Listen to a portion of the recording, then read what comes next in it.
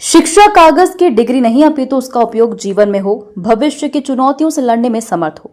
आज माननीय राज्यपाल मंगूभाई पटेल जी की गरिमामयी उपस्थिति में भोपाल में आयोजित विकसित मध्य प्रदेश 2047 अंतर्गत रोजगार आधारित शिक्षा, रुझान एवं नए अवसर विषयक एक दिवसीय राष्ट्रीय कार्यशाला का शुभारंभ कर विचार साझा किए।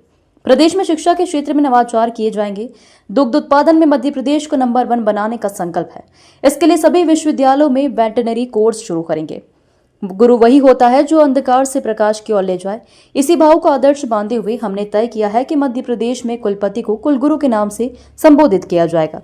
हमें गर्व है कि श्री कृष्ण शिक्षा ग्रहण करने मध्य प्रदेश की धरती पर आए। उनका संपूर्ण जीवन आज भी हर विद्यार्थी के लिए ज्ञान, अनुशासन और साधना का प्रेरणा स्रोत है। मुझे इस बात की प्रसन्नता है कि भगवान कृष्ण ने कंस को तो मारा है, लेकिन कंस को मारने के बाद अगर शिक्षा ग्रहण करने कहीं आए तो मध्य प्रदेश की धरती पे आए, सांदीपनी आश्रम को गौरवान्वित किया और शिक्षा भी क्या शिक्षा ग्रहण की उनने।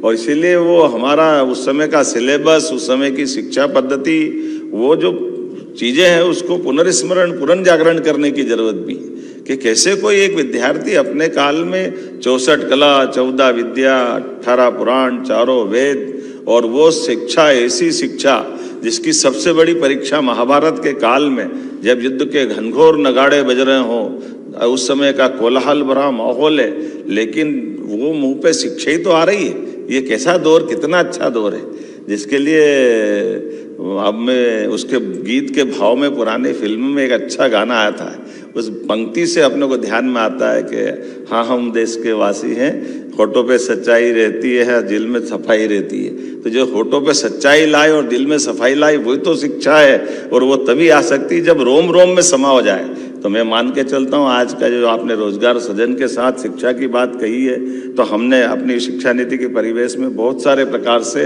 वो सारे प्रयोग भी किए जो पूरे देश में हो सकता है नवाचार के रूप में जाने जाए, अग्रगण्य के नाते से जाना जाए। तो एक तरफ मध्य प्रदेश के अंदर 70 से ज़्यादा विश्वविद्यालय हमारे पास हुए हैं, जहाँ प्राइवेट और सरकारी दोनों का जोड़े, और हमारा कैंपस भी बहुत बड़ा हुआ है। उस कैंपस के अंदर संख्या तो बड़ी है, लेकिन इन कैंपसों के अंदर भी हमारी बहुत सारी नवाचार की स्थिति भी दिखाई दे रही है। मैं इस नाते से शिक्षा मंत्री जी को बधाई देना चाहूँगा, उच्च शिक्षा मंत्रालय के सारे अपने अधिकारी, कर्मचारी और बाकी लोगों को बधाई देना चाहूँगा।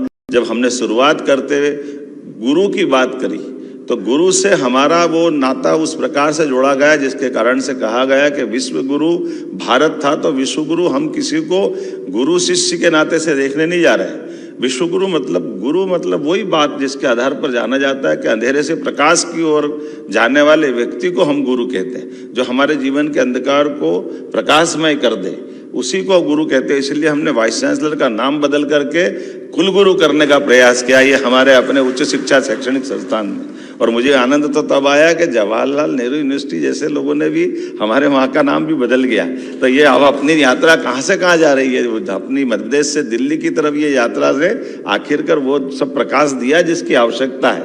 मैं महामहिम को धन्यवाद देना चाहूँगा, आपकी मौजूदगी में निर्णय हुआ और यहाँ फलीभूत हुआ और आगे तक चलता गया, उसका जो आनंद दिख रहा है। इसीलिए जब हमारे यहाँ 10,000 से ज़्यादा शैक्षणिक संस्थाओं में जब हमारी NEP 2020 के पाठ्यक्रम के हिसाब से पुनर्गठन की दिशा में आगे बढ़ गए, हमारे सांदीपनी विद्यालयों में लगभग उसमें 220 से ज़्यादा विद्यालयों के अंदर कक्षा 6 के बच्चों को भी कोडिंग करने के लिए हमने अपनी कंप्यूटर लैब से जोड़ने का प्रयास किया है। ये जो हमने कहा कि केवल शिक्षा केवल कागज की डिग्री लेने के लिए नहीं हो, उसका जीवन में उपयोग हो और भविष्य की चुनौतियों से वो लड़ने में या उसको समझने में समर्थ हो। इसलिए AI, data science, machine learning, cloud computing, biotechnology, green energy, आज का जो समय चल रहा है, वाकई अब मैं इसको सरल शब्दों में यही कह सकता हूँ, आजकल करेंसी का जमाना है, लेकिन ये मान के चले कि स्किल ही करेंसी है, ये भारत वालों को मालूम था। इसलिए भारत के लोगों की दृष्टि के हिसाब से आज हम अपने स्किल पे ही जा रहे हैं। जब हम स्किल की तरफ चलेंगे तो आज के समय में इनोवेशन की तरफ भी आना पड़ेगा, और इनोवेशन में हम सब प्रकार से बढ़ रहे हैं। जब एग्रीकल्चर के मामले में भारत के अंदर सबसे तेज गति से आगे बढ़ने वाला अगर कोई राज्य है तो मध्य प्रदेश है। तो मुझे इस बात की प्रसन्नता है कि केवल हम खेती नहीं कर रहे हैं, खेती की शिक्षा, एग्रीकल्चर, एजुकेशन भी हमारे सामान्य विश्वविद्यालय तक ले गई। ये हमारे लिए बड़ी बात है। हमारे चारों तरफ आज जो वातावरण बना है देश में अपना उच्च शिक्षा विभाग इसमें अग्रगण्य भूमिका निभा रहा है कि हाँ, हम अपने विद्यार्थियों के लिए अगर वो शिक्षा के बाद कोई सर्विस में जाए तो, अन्यथा अपनी खेती किसानी भी करे तो उनकी शिक्षा दीक्षा भी आधुनिक तरीके से होना चाहिए, इसमें क्या कष्ट हो।